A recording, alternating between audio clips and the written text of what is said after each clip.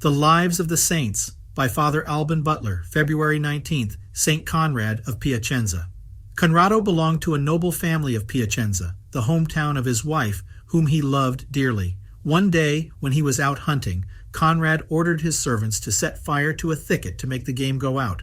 Unfortunately, the wind spread the fire to the fields, and the fire spread to the nearby villages. Unable to extinguish the flames, Conrad returned furtively to his house with his companions, without telling anyone the cause of the disaster. A poor man who was gathering firewood in the vicinity was accused of arson and sentenced to death. Upon hearing the news, Conrad felt great remorse and went to the spot to save the accused and surrender to justice. The authorities condemned him to pay for the damages he had caused by his negligence. To do so, Conrad had to sell almost all his possessions and his wife's dowry. The event led them to reflect seriously, and both came to the conclusion that it had been providential. So they distributed among the poor what little they had left, and while Conrad's wife took the veil in a convent of Poor Clares, he took the habit of a pilgrim and entered a community of hermits who followed the rule of the Third Order of St. Francis. From then on, Conrad led a life of extraordinary piety, and his fame soon began to attract his former fellow citizens. In view of this, Conrad decided to seek solitude elsewhere and went to Sicily, to the valley of Noto, where he lived for 30 years, some in the hospital of St. Martin, and others in a community of hermits founded by William Boccario, another nobleman who had become an anchorite. Towards the end of his life, St. Conrad withdrew to the grotto of Pizzoni, 5 kilometers from Noto, to be even more alone.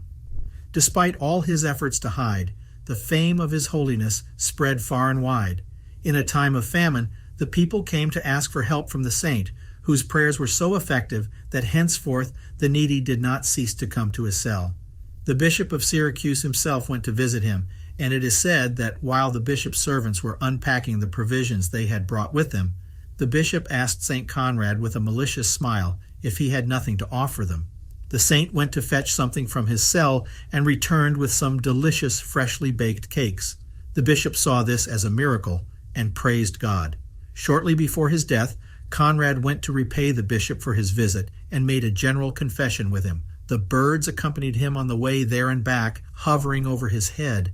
When he felt his last hour coming, Conrad lay down on the ground in front of a crucifix and prayed for his benefactors and for the people of Noto. He was buried in the church of St. Nicholas of Noto, and his tomb became a very popular pilgrimage site where repeated miracles were performed. The saint is particularly invoked in cases of belly tears, as his intercession worked many cures of hernias. The cult of St. Conrad has been approved by 3 supreme pontiffs.